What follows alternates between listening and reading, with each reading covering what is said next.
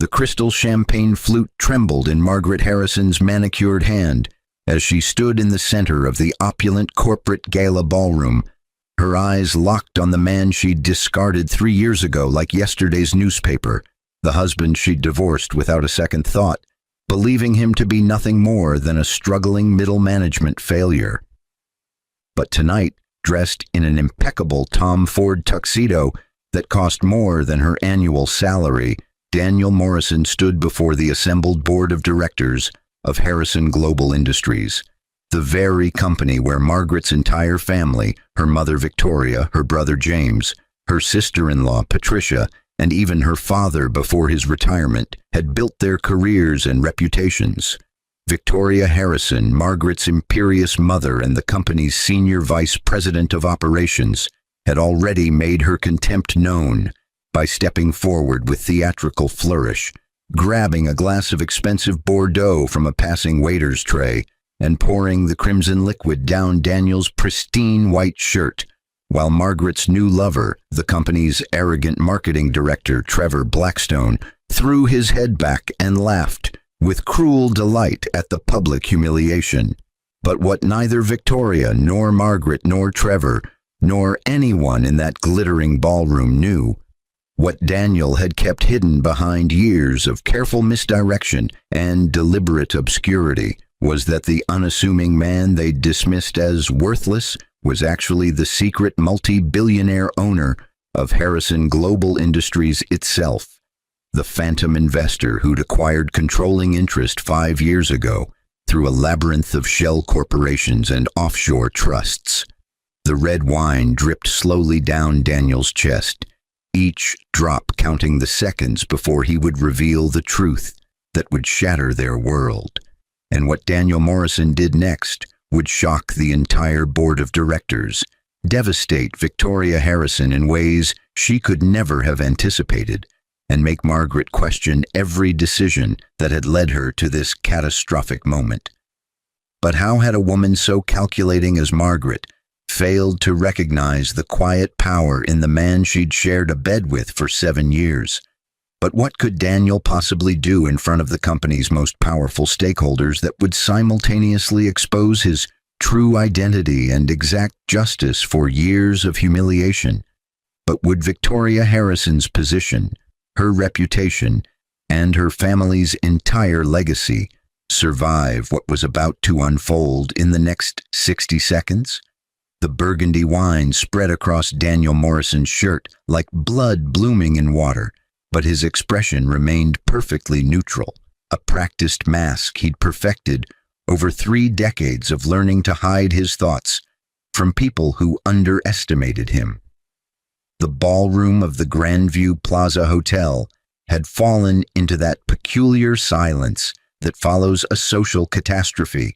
200 of the corporate elite frozen, mid-conversation, champagne flutes suspended halfway to lips, all eyes turning toward the spectacle unfolding near the floor-to-ceiling windows overlooking the city skyline. Victoria Harrison stood with empty wineglass in hand, her face flushed with righteous indignation, her $5,000 evening gown shimmering under the chandelier light as she glared at the man she'd convinced her daughter to divorce. But Daniel simply reached into his jacket pocket, withdrew a monogrammed handkerchief, and began dabbing at the wine stain with methodical precision, as if this were merely an unfortunate accident rather than a calculated insult. "That's what you get for having the audacity to show your face here," Victoria hissed, her voice carrying across the now silent ballroom, each word dripping with venom that had been fermenting for 3 years. But Trevor Blackstone, standing beside Margaret, with his arm possessively around her waist, couldn't contain his amusement, his laughter echoing off the marble floors like shattering glass. "Did you see his face?" Trevor gasped between laughs, turning to Margaret with tears of mirth in his eyes, his hand gesturing toward Daniel as if he were a comedian who'd delivered an unexpected punchline. But Margaret felt something cold twist in her stomach as she watched her ex-husband's reaction, or rather, his complete lack of reaction, to this public humiliation. 3 years ago, Margaret would have expected Daniel to shrink away, to apologize reflexively, to mumble something about not wanting to cause trouble before retreating to whatever corner he'd emerged from. But this Daniel, the one standing in the center of the Harrison Global Industries annual gala, simply folded the wine-stained handkerchief with precise corners and returned it to his pocket, then lifted his gaze to meet Victoria's with an expression that Margaret couldn't quite read. "Mrs. Harrison," Daniel said quietly, his voice carrying despite its low volume, the acoustic design of the ballroom amplifying his words to every corner of the space. But before he could continue, Robert Castellano, the company's chief financial officer and Victoria's longtime ally, pushed through the crowd with an expression that looked oddly like panic. "Mr. Morrison," Robert said urgently, trying to position himself between Daniel and Victoria, his eyes darting nervously between them as sweat beaded on his forehead, despite the ballroom's perfect climate control. But Victoria waved him away with an imperious gesture, her diamond bracelet catching the light as she dismissed her colleague's concern. "Robert, there's no need to defend this nobody," Victoria declared, her chin lifted at that particular angle she used when asserting dominance over subordinates, her years of corporate power radiating from her like heat from a furnace. But Robert's face had gone pale, and he was making strange gestures towards the elevated stage where the podium stood waiting for the evening's planned announcements. Margaret felt Trevor's grip on her waist tighten as he continued to chuckle, clearly enjoying the drama that had interrupted what had been, until moments ago, a tedious corporate function. But something about Robert Castellano's expression triggered a memory in Margaret's mind, a fragment of conversation she'd overheard 6 months ago in the executive washroom. 2 board members discussing the mysterious owner who'd never revealed himself, who communicated only through lawyers and financial advisors, who'd transformed the company from a regional player into a global powerhouse while remaining completely anonymous. "Mother," Margaret heard herself say, her voice sounding distant to her own ears, uncertainty creeping in for the first time since she'd walked into the ballroom on Trevor's arm.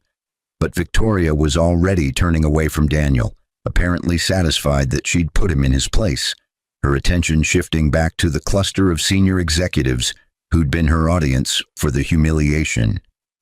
"Ladies and gentlemen," a voice boomed across the sound system, and Margaret's head snapped toward the stage, where Thomas Whitmore, chairman of the board, stood at the podium with a microphone, his expression grave and formal.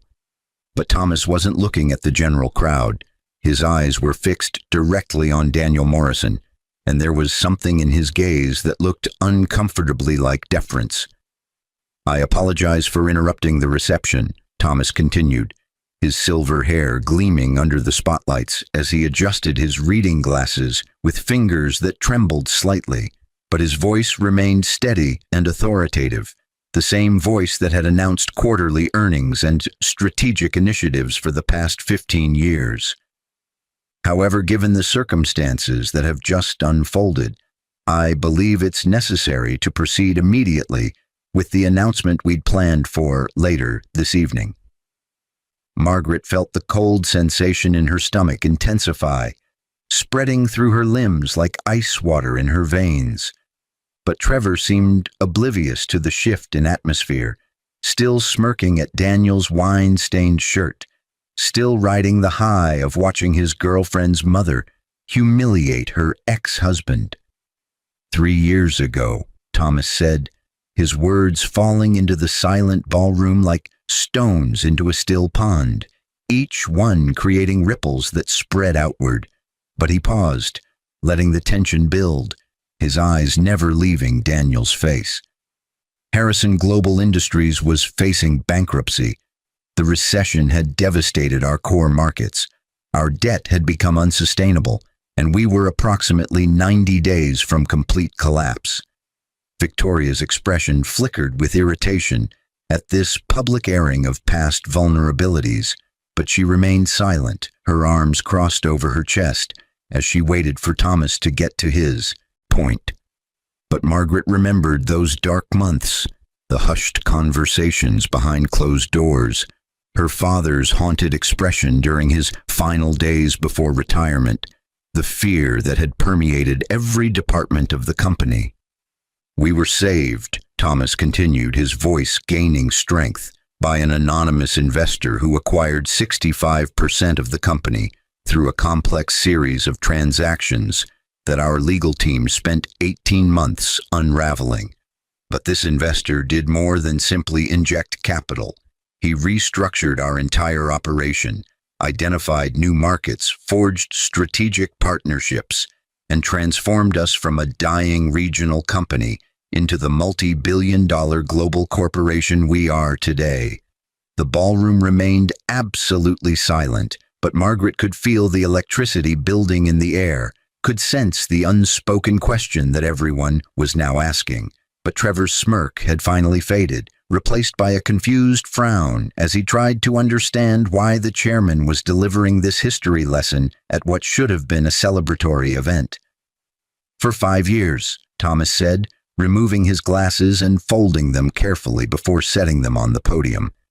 "This investor has chosen to remain anonymous, communicating only through intermediaries, attending board meetings via secure video conference from undisclosed locations. But tonight he requested to be present in person for our annual gala, the first time any of us on the board would meet him face to face." Margaret's knees felt weak, and she gripped the nearby table for support as the implications began to crystallize in her mind. But it couldn't be possible. It couldn't be Daniel, because Daniel had been a mid-level project manager earning $75,000 a year. Daniel had driven a 10-year-old Honda Civic. Daniel had clipped coupons and searched for deals on everything from groceries to clothing.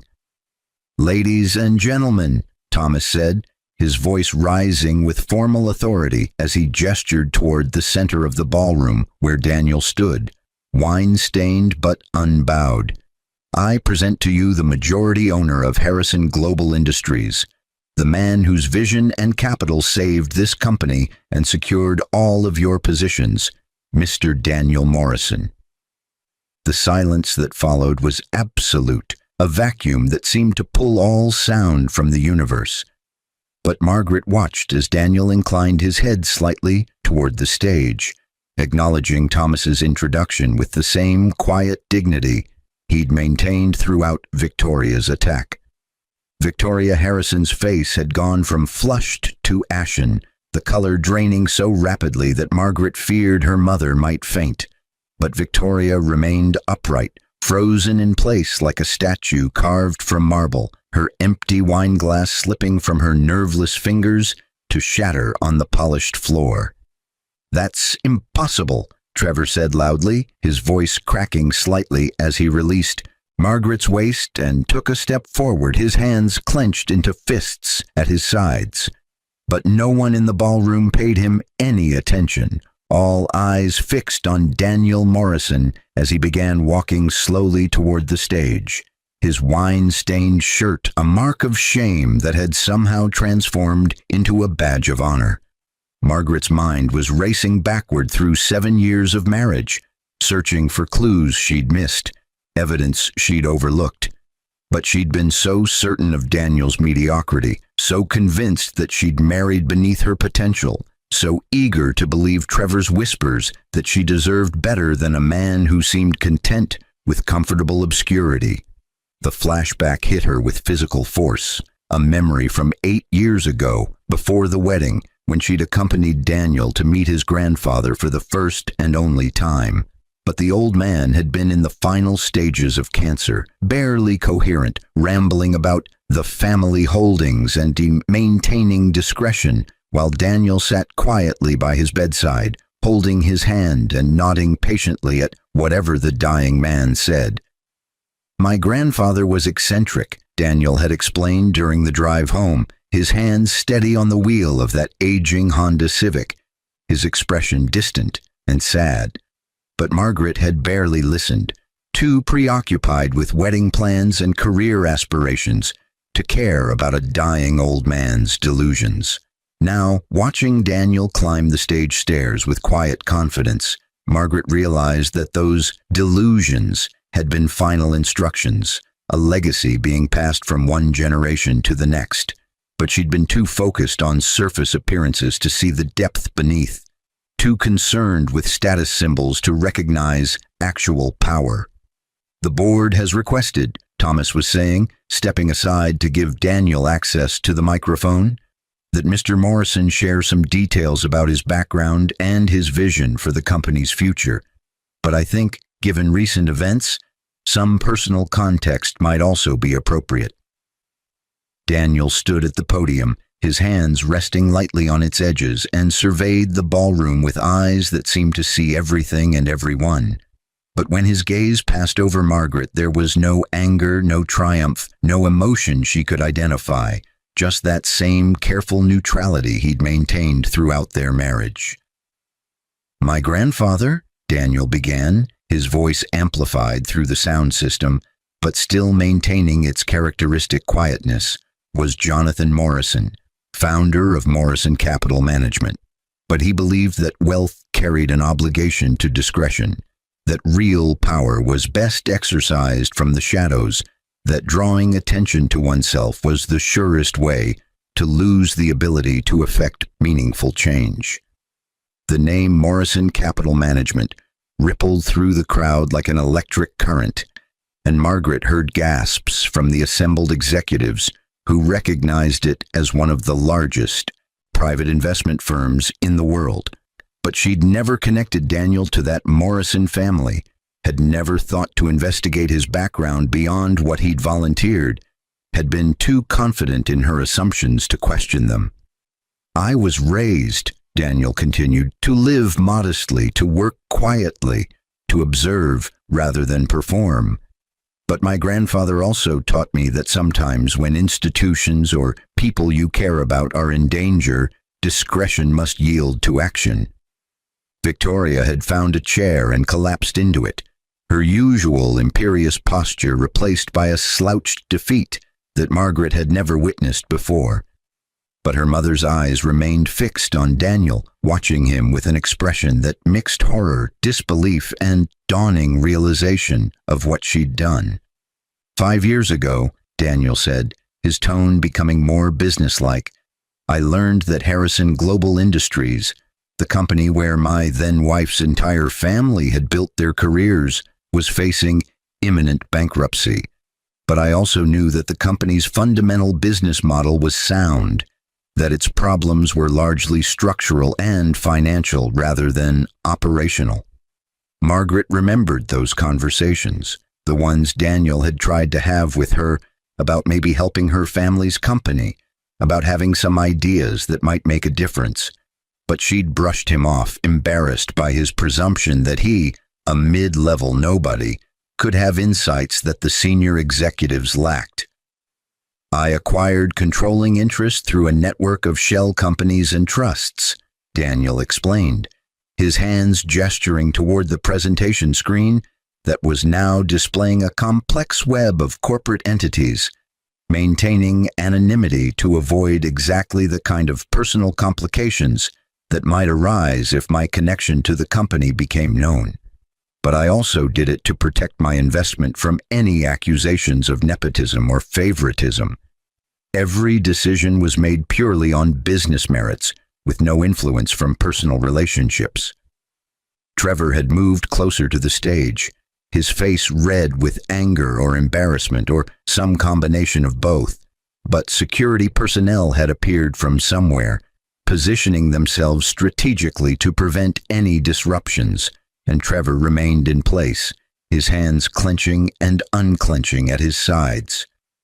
"My marriage," Daniel said, and for the first time, Margaret heard something like emotion crack through his careful, neutral tone, "ended 3 years ago when my wife decided that I wasn't ambitious enough, successful enough, impressive enough for her standards. But I respected her decision, signed the divorce papers without contest. and walked away because I believed, perhaps naively, that love should be freely given, not extracted through demonstrations of wealth or power. The ballroom was so quiet that Margaret could hear her own heartbeat thundering in her ears, but she couldn't tear her eyes away from Daniel's face, couldn't escape the weight of his words that landed on her like physical blows. During our marriage, Daniel continued, I lived on my salary from Harrison Global Industries, invested my trust fund distributions back into various holdings, and maintained the modest lifestyle that my grandfather had taught me was the mark of true security. But my ex-wife interpreted this as failure, as lack of ambition, as evidence that she'd made a mistake in marrying me. Margaret felt tears burning in her eyes, but she couldn't tell if they were tears of shame, regret, or simply the delayed realization of what she'd destroyed. But Trevor was beside her again, his hand gripping her elbow with painful intensity, his mouth close to her ear, whispering urgent demands to do something about this situation. I was content, Daniel said, his voice becoming softer, more reflective, to let her believe whatever she needed to believe to justify her choice. But I also wanted to protect the company that employed her family, that gave them purpose and identity and livelihood, because whatever my ex-wife had decided about me, her parents and siblings had always treated me with basic courtesy and respect until tonight.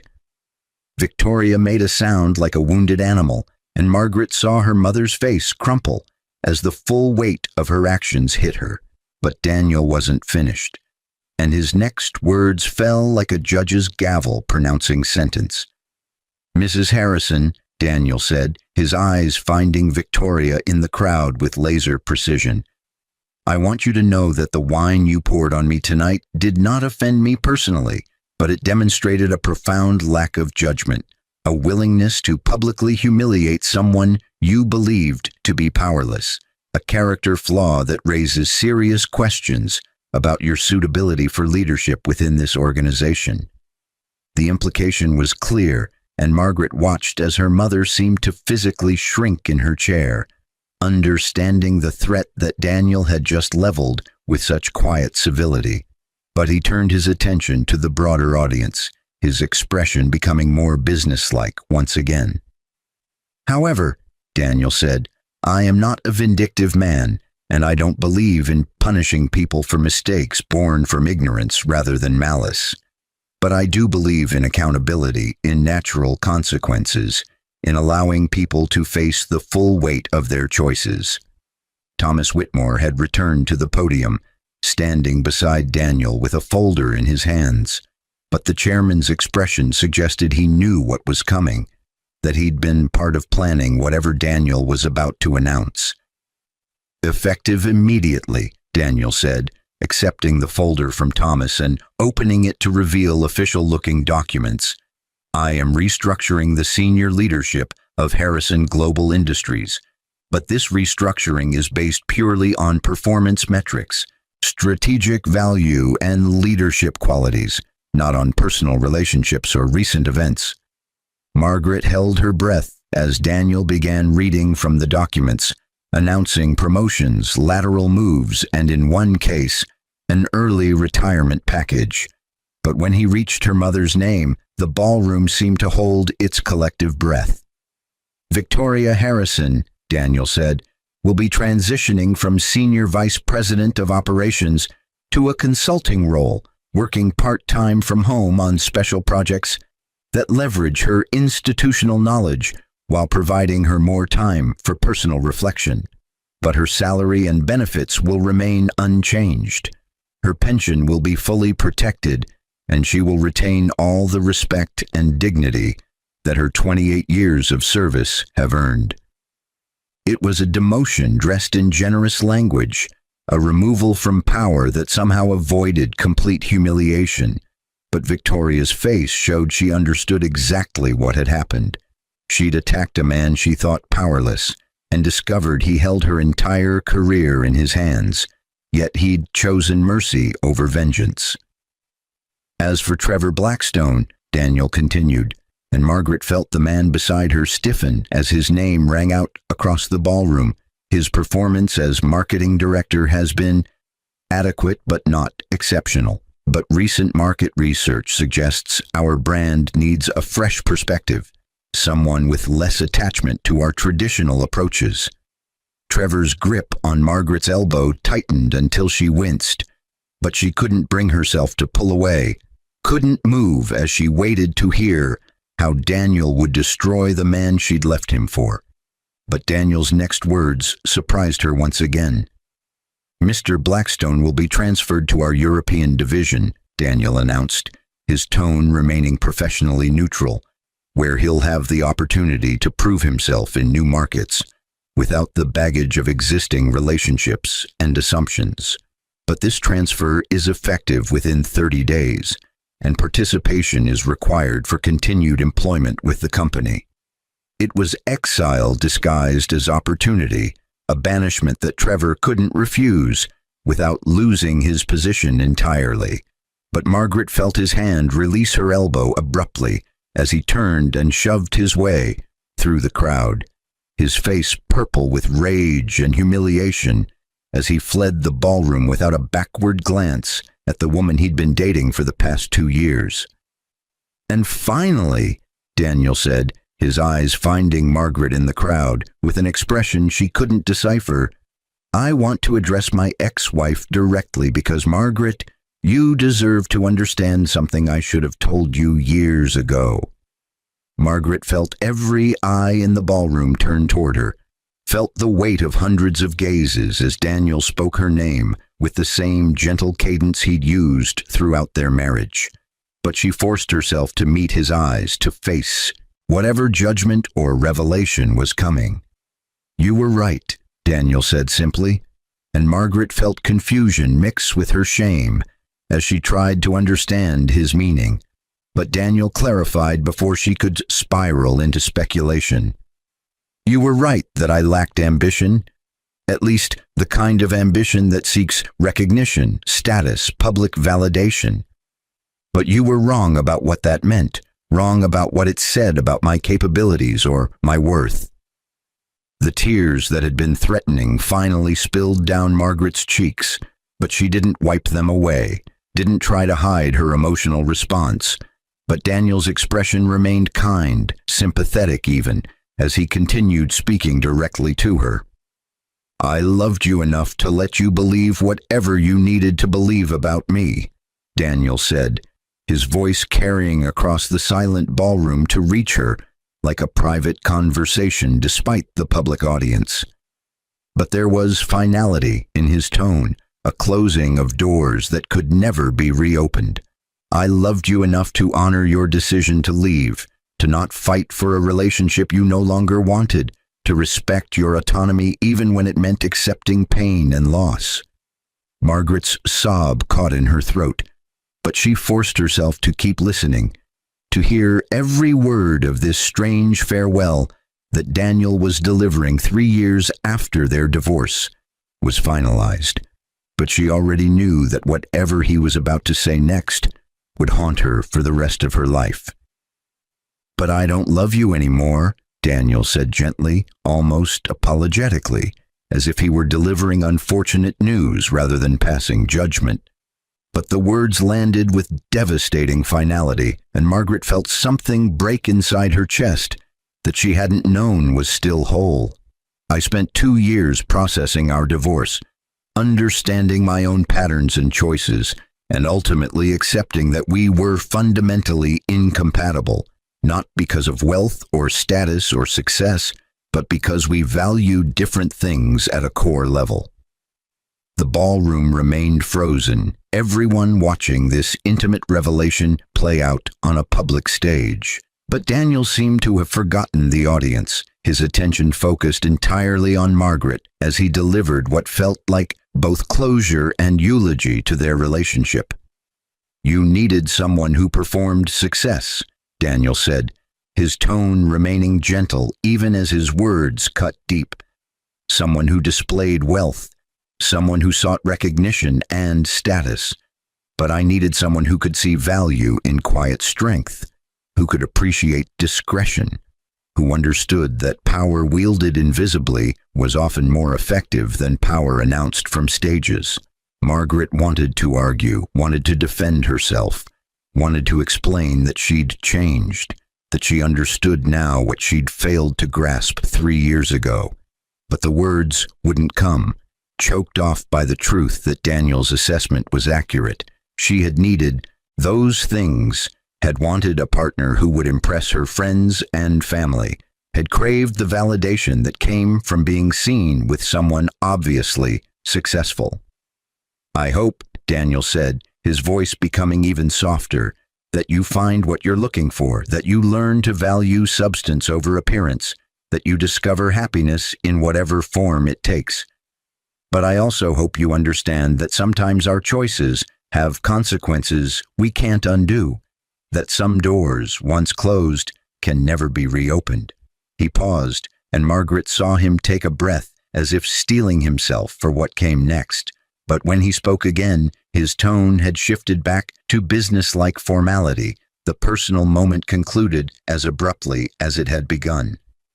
"Margaret Harrison currently works in our Human Resources Department as a benefits coordinator," Daniel announced to the general audience, and Margaret felt fresh shame wash over her at having her relatively junior position announced to a ballroom full of executives. But Daniel's next words surprised her yet again. "But her performance reviews have been consistently excellent. Her colleagues praise her attention to detail and interpersonal skills, and her direct supervisor has recommended her for advancement multiple times." Margaret's head snapped up, searching Daniel's face for mockery or sarcasm, but she found only sincerity in his expression, only professional assessment in his tone. "Effective next month," Daniel continued, "Margaret Harrison will be promoted to Senior Benefits Manager with a corresponding salary increase and expanded responsibilities. But this promotion is based solely on her professional merit and is completely independent of our former relationship or tonight's events."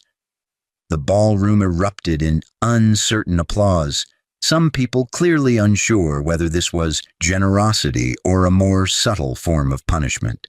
But Margaret understood it for what it was, Daniel drawing a clear line between their personal history and her professional future, refusing to let their failed marriage impact her career trajectory either positively or negatively. "Ladies and gentlemen," Thomas Whitmore said, reclaiming the podium as Daniel stepped aside, "I think we can all agree that this evening has been more eventful than anyone anticipated, but I want to emphasize that Mr. Morrison's leadership has been nothing short of transformational for this company, and his willingness to finally step out of the shadows represents a new chapter in Harrison Global Industries' evolution." The applause that followed was more genuine, the assembled crowd recognizing the truth of Thomas's words, regardless of the personal dramas that had played out. But Margaret couldn't bring herself to clap, couldn't move as she watched Daniel accept the recognition with the same quiet dignity that had apparently been his superpower all along. As the applause died down and the gala began, transitioning back to normal socializing, though nothing about this night could truly be called normal, Margaret found herself moving through the crowd toward the stage. But she didn't have a plan, didn't know what she would say when she reached Daniel, only knew that she needed to speak with him one more time. Victoria intercepted her halfway across the ballroom, her mother's face still pale but her expression now mixing shame with something that might have been maternal concern. But Margaret gently extracted herself from Victoria's grip, murmuring something about needing to talk to Daniel, needing to say things that should have been said years ago. "Margaret," Victoria said urgently, her fingers clutching at her daughter's arm with surprising strength, "don't make this worse. Don't humiliate yourself further by begging him for another chance." But Margaret met her mother's eyes with a steady gaze that surprised them both. "I'm not going to beg," she said quietly. the words coming from some place of clarity she hadn't known existed. But I am going to apologize because regardless of what happens next, he deserves to hear that I understand now what I failed to understand then. Victoria released her grip, and Margaret continued her journey towards the stage, where Daniel was now surrounded by board members and executives seeking his attention. But as she approached, she saw Robert Castellano notice her and murmur something to Daniel, who turned to look at her with an expression she couldn't read. "Margaret," Daniel said neutrally, and the crowd around him parted slightly to give them a semblance of privacy despite the public setting. But his tone wasn't warm or cold, just carefully controlled, as if he were speaking to a stranger or distant acquaintance. "I don't want to take up your time," Margaret said, her voice steadier than she'd expected, despite the tears still wet on her cheeks. "But I need you to know that I understand now, not just about the money or the company, but about who you are, about what I failed to see when I had the chance." Daniel studied her face for a long moment, and Margaret had the strange sensation that he was cataloging her features, committing this moment to memory for some future purpose. But when he spoke, his words were gentle even as they maintained distance. "I believe you," Daniel said simply, and Margaret felt relief wash over her that he wasn't dismissing her apology as manipulative or self-serving. "But understanding what you missed doesn't change the fundamental incompatibility between what you need and what I can offer, even now, especially now." Margaret nodded, accepting the truth of his words, even as they hurt. But she had one more thing she needed to say, one final acknowledgement that felt necessary, even knowing it wouldn't change anything. "You were a good husband," Margaret said, her voice barely above a whisper, but clear enough for Daniel to hear. "But I was so busy looking for someone impressive that I failed to see someone good, someone kind, someone who loved me in all the quiet ways I was too blind to recognize." Daniel's expression softened slightly, and for just a moment, Margaret saw a flash of the man she'd married, the one who'd made her coffee every morning and left encouraging notes in her briefcase before important presentations. But the moment passed, and his professional mask returned as he glanced at his watch with subtle meaning. "I wish you well, Margaret," Daniel said with finality that made it clear this conversation was ending. "But I have a company to run, a board to reassure, and a future to build that doesn't include revisiting the past." Margaret stepped back, recognizing dismissal when she heard it. But she held his gaze for one more moment, trying to communicate everything she couldn't say in words. The regret, the understanding, the acceptance that she'd destroyed something precious through her own blindness and vanity. As she turned to leave, she heard Daniel call her name one final time. But when she looked back, his expression was once again that careful neutrality he'd perfected. "The promotion is real," Daniel said, loud enough for several nearby executives to hear, clearly wanting witnesses to his next statement. "But don't ever mistake professional recognition for personal forgiveness. They're separate things, and only one is something I can give you." Margaret nodded, understanding the distinction he was drawing, grateful even for the clarity of knowing where she stood.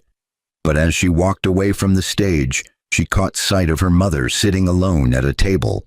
Victoria's imperious mask finally cracked to reveal the frightened woman beneath. The gala continued around them, but Margaret and Victoria sat together in silence. Two women who'd learned the same harsh lesson in different ways. That power recognized is less dangerous than power overlooked. That humility forced is more painful than humility chosen. That sometimes the greatest mistakes we make come from assuming we understand people we've never really seen. As the evening wound down and guests began departing, Margaret watched Daniel move through the ballroom with quiet confidence, accepting congratulations and answering questions with the same measured thoughtfulness he'd displayed throughout their marriage. But now everyone saw it as evidence of his suitability for leadership, whereas 3 years ago Margaret had interpreted it as evidence of his inadequacy for ambition. "I destroyed both of us tonight," Victoria said suddenly, her voice hoarse as if she'd been crying, though her face showed no tears. "But at least you still have a future here, still have a chance to rebuild your career, even if you can't rebuild anything else." Margaret looked at her mother, seeing Victoria Harrison as if for the first time. Not as the powerful executive who'd always commanded every room she entered, but as a woman who'd built her identity on corporate status and was now watching that identity crumble in slow motion. But Margaret felt no satisfaction in her mother's fall, only a weary sadness at how much damage pride and assumption could cause in a single evening. "He could have destroyed us," Margaret said quietly, stating the obvious truth that hung between them. "But he chose not to, even though we gave him every reason to seek vengeance, even though any other person in his position would have been justified in crushing us completely." Victoria nodded slowly, her gaze distant as she processed the evening's revelations. But Margaret saw something shift in her mother's expression. Not redemption exactly, but perhaps the beginning of self-awareness that might, over time, lead to something resembling growth. As the last guests departed and hotel staff began clearing the ballroom, Margaret caught one final glimpse of Daniel in conversation with Thomas Whitmore and several other board members. But he didn't look her way, didn't acknowledge her presence as he departed with his new colleagues, leaving behind the wreckage of assumptions and the ghost of a marriage that had died 3 years ago, but had only tonight been properly mourned. Margaret drove her mother home through empty streets, neither of them speaking as the city lights streaked past. But she thought about Daniel's words, about the difference between professional recognition and personal forgiveness, about how some doors, once closed, could never be reopened.